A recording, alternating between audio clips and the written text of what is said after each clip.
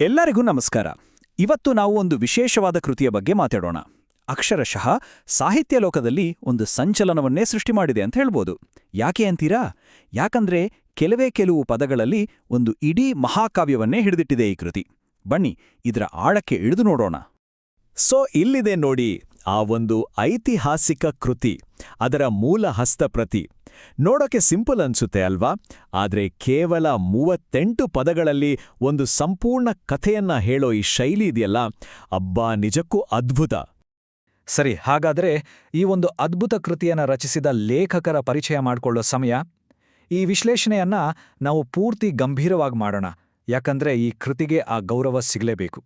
ಹಾಗಿದ್ರೆ ಯಾರಿದು MD ಇರ್ಫಾನ್? ನೋಡಿ, ಇವರು ಗಂಗಾವತಿಯ ಮಹಾನ್ ಕಿಡ್ಸ್ ಸ್ಕೂಲ್ನಲ್ಲಿ 2ನೇ ತರಗತಿ ಓದ್ತಿರುವ ವಿದ್ಯಾರ್ಥಿ. ಶೀರ್ಷಿಕೆ ರಾಜ. ಈ ಶೈಕ್ಷಣಿಕ ಹಿನ್ನೆಲೆಯೇ ಅವರ ಕೃತಿಯಲ್ಲಿರೋ ಆಳವನ್ನ, ಆ ಪ್ರೌಢಿಮೆಯನ್ನ ನಮಗೆ ತೋರಿಸುತ್ತೆ. ಸರಿ, ಈಗ ನಮ್ಮ ವಿಶ್ಲೇಷಣೆಯ ಮೊದಲ ಭಾಗಕ್ಕೂ ಬರೋಣ. ಅದೇ ಪಾತ್ರದ ಅಧ್ಯಯನ. ಕಥೆಯ ಕೇಂದ್ರಬಿಂದು ಅಂದ್ರೆ ನಮ್ಮ ನಾಯಕನ ಬಗ್ಗೆ ಮೊದಲು ಮಾತಾಡೋಣ. ಯಾವುದೇ ಕಥೆಯನ್ನ ವಿಶ್ಲೇಷಣೆ ಮಾಡೋ ಮುಂಚೆ ನಾಯಕ ಅಂದ್ರೆ ಯಾರು ಅಂತ ಅರ್ಥ ಮಾಡ್ಕೋಬೇಕು. ಸರಿ, ಈಗ ಈ ಒಂದು ಸಾಹಿತ್ಯಿಕ ಚೌಕಟ್ಟನ್ನ ಈ ಪುಟ್ಟ ಕಥೆಗೆ ಅನ್ವಯಿಸಿದಾಗ ನಮ್ಗೆ ಏನೆಲ್ಲ ಒಳನೋಟಗಳು ಸಿಗುತ್ತೆ ಅಂತ ನೋಡಿದ್ರೆ ನಿಜಕ್ಕೂ ಆಶ್ಚರ್ಯ ಆಗತ್ತೆ. ನೋಡಿ, ಇಲ್ಲಿ ಲೇಖಕರು ಎಂಥ ಅದ್ಭುತವಾದ ನಿರ್ಧಾರ ತಗೊಂಡಿದ್ದಾರೆ. ತಮ್ಮ ನಾಯಕನಿಗೆ 100 ಗುಣಗಳನ್ನ ಕೊಟ್ಟು ಗೊಂದಲ ಮಾಡಿಲ್ಲ. ಬದಲಿಗೆ ಒಂದೇ ಒಂದು ಅತ್ಯಂತ ಪ್ರಮುಖವಾದ ಗುಣದ ಮೇಲೆ ಗಮನ ಹರಿಸಿದ್ದಾರೆ. ಹಾಗಿದ್ರೆ ಆ ನಿರ್ಣಾಯಕ ಗುಣ ಯಾವುದು ಅಂತೀರಾ? ಈಗ ಲೇಖಕರ ಮಾತುಗಳಲ್ಲೇ ಕೇಳಿ, ಆತ ತುಂಬಾ ಬುದ್ಧಿವಂತನಾಗಿದ್ದ ಅಷ್ಟೇ. ಈ ಒಂದು ಸಾಲು ಸಾಕು ಇಡೀ ಪಾತ್ರದ ಆತ್ಮವನ್ನೇ ಹಿಡಿದಿಟ್ಟಿದೆ. ಇದರ ಮಹತ್ವ ಇದೆಯಲ್ಲ, ಅದು ತುಂಬಾನೇ ದೊಡ್ಡದು. ಇಲ್ಲಿ ಇನ್ನೊಂದು ಗಮನಿಸಬೇಕಾದ ವಿಚಾರ ಇದೆ, ಇದು ತುಂಬಾನೇ ಮುಖ್ಯ. ಲೇಖಕರು ಸುಮ್ಮನೆ ರಾಜ ಬುದ್ಧಿವಂತ ಅಂತ ಹೇಳಿ ಸುಮ್ಮನಾಗಲ್ಲ. ಬದಲಿಗೆ ರಾಜನ ಕೆಲಸಗಳ ಮೂಲಕ, ಅವನ ಕ್ರಿಯೆಗಳ ಮೂಲಕ ಅದನ್ನು ಸಾಬೀತುಪಡಿಸ್ತಾರೆ. ಇದನ್ನೇ ದೊಡ್ಡ ದೊಡ್ಡ ಸಾಹಿತಿಗಳು ಹೇಳ್ಬೇಡ ತೋರ್ಸೋ ಅಂತಾರಲ್ಲ, ಆ ತಂತ್ರ.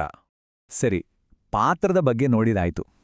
ಈಗ ಕಥೆಯ ರಚನೆ ಅಂದ್ರೆ ಸಂಘರ್ಷದ ಬಗ್ಗೆ ಮಾತಾಡೋಣ. ಒಂದು ಕಥೆಯಲ್ಲಿ ಸಂಘರ್ಷ ಹೇಗೆ ಹುಟ್ಕೊಳ್ತೆ, ಹೇಗೆ ಬೆಳೆಯುತ್ತೆ ಅನ್ನೋದನ್ನ ನೋಡೋಣ. ಈ ಕಥೆ ಹೇಗೆ ಸಾಗುತ್ತೆ ಅನ್ನೋದನ್ನ ಒಮ್ಮೆ ಗಮನಿಸಿ. ಮೊದಲಿಗೆ ಪ್ರಯಾಣ ಶುರುವಾಗುತ್ತೆ. ರಾಜ ಕಾಡಿಗೆ ಹೋಗುತ್ತಿದ್ದ ತಕ್ಷಣ ಒಂದು ಘಟನೆ ನಡೆಯುತ್ತೆ. ಇದ್ದಕ್ಕಿದ್ದಂತೆ ಯಾರೋ ದಾಳಿ ಮಾಡಿದ್ರು. ಆಮೇಲೆ ಉದ್ವೇಗ ಇನ್ನಷ್ಟು ಹೆಚ್ಚಾಗುತ್ತೆ, ಯಾಕಂದ್ರೆ ಅವನು ಬಾಂಬ್ ನೋಡಿದ. ಕೊನೆಗೆ ನಮ್ಮ ನಾಯಕನ ಪ್ರತಿಕ್ರಿಯೆ ನೋಡಿ, ಎಲ್ಲರಿಗೂ ಓಡಿನ್ ಎಂದು ಹೇಳಿದ. ಎಂಥ ವೇಗದ ನಿರೂಪಣೆ ಅಲ್ವಾ?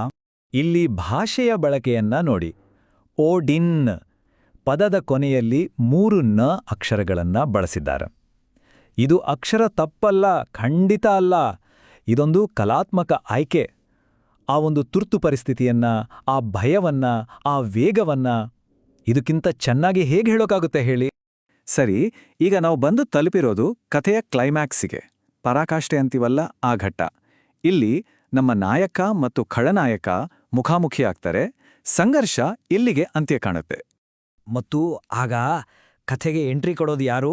ಖಳನಾಯಕ. ಲೇಖಕರ ಮಾತುಗಳಲ್ಲೇ ಹೇಳೋದಾದ್ರೆ, ಕಳ್ಳ ಬಂದನು. ಅಬ್ಬಾ, ಈ ಒಂದು ಚಿಕ್ಕ ವಾಕ್ಯ ಇದೆಯಲ್ಲ, ಇಡೀ ಕಥೆಯ ದಿಕ್ಕನ್ನೇ ಬದಲಾಯಿಸ್ಬಿಡುತ್ತೆ. ಹೌದು, ಇದೇ ಆ ಕ್ಷಣ. ನಾಯಕ ಮತ್ತು ಖಳನಾಯಕನ ನಡುವಿನ ನೇರ ಮುಖಾಮುಖಿ. ಇಡೀ ಕತೆ ಇಲ್ಲಿಯವರೆಗೂ ಸಾಗಿದ್ದೇ ಈ ಒಂದು ಘಳಿಗೆಗಾಗಿ. ಒಳ್ಳೆಯದು ಮತ್ತು ಕೆಟ್ಟದ್ದರ ನಡುವಿನ ಅಂತಿಮ ಯುದ್ಧ ಶುರುವಾಗಿದೆ. ಹಾಗಾದ್ರೆ ಸಂಘರ್ಷದ ಅಂತ್ಯ ಹೇಗಾಯ್ತು ನೋಡಿ. ಎಷ್ಟು ಸರಳ, ಸ್ಪಷ್ಟ ಮತ್ತು ನಿರ್ಣಾಯಕವಾಗಿದೆ. ರಾಜ ಕಳ್ಳನನ್ನು ಕೊಂದನು, ಮುಗಿತು. ಇಲ್ಲಿ ಯಾವುದೇ ಗೊಂದಲಕ್ಕೆ ಜಾಗವೇ ಇಲ್ಲ. ಕೆಟ್ಟದ್ರ ಮೇಲೆ ಒಳ್ಳೆಯದು ತಕ್ಷಣವೇ ಜಯ ಸಾಧಿಸಿದೆ. ಸರಿ, ಇಷ್ಟೆಲ್ಲ ನೋಡಿದ ಮೇಲೆ ಒಂದು ಪ್ರಶ್ನೆ ಬರುತ್ತೆ. ಈ ಕತೆ ಯಾಕೆ ಇಷ್ಟೊಂದು ಪರಿಣಾಮಕಾರಿ? ಯಾಕೆ ಇದು ಯಶಸ್ವಿಯಾಡಿದೆ? ಇದರ ಹಿಂದಿರೋ ಸಾಹಿತ್ಯಿಕ ಮೌಲ್ಯಗಳೇನು ಅಂತ ನೋಡೋ ಮೂಲಕ ನಮ್ಮ ಈ ವಿಶ್ಲೇಷಣೆಯನ್ನ ಮುಗಿಸೋಣ. ಕೇವಲ 38 ಪದಗಳಲ್ಲಿ ಏನೆಲ್ಲ ಇದೆ ಅಂತ ಒಮ್ಮೆ ನೋಡಿ. ಮೊದಲನೇದಾಗಿ ಬುದ್ಧಿವಂತಿಕೆಯ ಮಹತ್ವ, ಅಂದ್ರೆ ಬುದ್ಧಿವಂತ ರಾಜ. ಎರಡನೇದಾಗಿ ಕಷ್ಟದ ಸಮಯದಲ್ಲಿ ಬೇಕಾದ ನಾಯಕತ್ವ. ಮೂರನೇದಾಗಿ ಕೆಟ್ಟದ್ರ ಮೇಲೆ ಒಳ್ಳೆದು ಬೇಗನೆ ಗೆಲ್ಲುತ್ತೆ ಅನ್ನೋ ಸಂದೇಶ. ಮತ್ತು ಕೊನೆಯದಾಗಿ ಕಡಿಮೆ ಮಾತುಗಳಲ್ಲಿ ಹೆಚ್ಚು ಹೇಳೋ ಕಲೆ.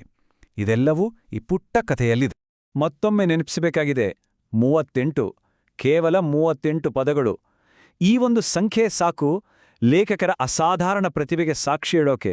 ನಿಜವಾಗ್ಲೂ ಇದೊಂದು ಸಾಹಿತ್ಯದ ಅದ್ಭುತ. ಹಾಗಾದ್ರೆ ಕೊನೆಯದಾಗಿ ಒಂದು ಪ್ರಶ್ನೆ. ಒಂದು ನಿಜವಾದ ವೀರಗಾಥೆಯನ್ನ ಹೇಳೋಕೆ ಕನಿಷ್ಠ ಎಷ್ಟು ಪದಗಳ ಬೇಕು? ಬಹುಶಃ ಡಿ ಅರ್ಫಾನ್ ಅವರ ಈ ಕೃತಿ ನಮ್ಗೆಲ್ಲ ಒಂದು ಉತ್ತರ ಕೊಟ್ಟಿದೆ ಅನ್ಸುತ್ತೆ. ನಮಗೆ ಬೇಕಾಗಿರೋದು ಪದಗಳ ರಾಶಿಯಲ್ಲ, ಬದಲಿಗೆ ಕಲ್ಪನೆಯ ಶಕ್ತಿ ಮತ್ತು ನಿರೂಪಣೆಯ ಕಲೆ ಅಲ್ವಾ? ಈ ಒಂದು ಚಿಂತನೆಯೊಂದಿಗೆ ಇವತ್ತಿನ ಈ ವಿಶ್ಲೇಷಣೆಯನ್ನ ಮುಗಿಸೋಣ.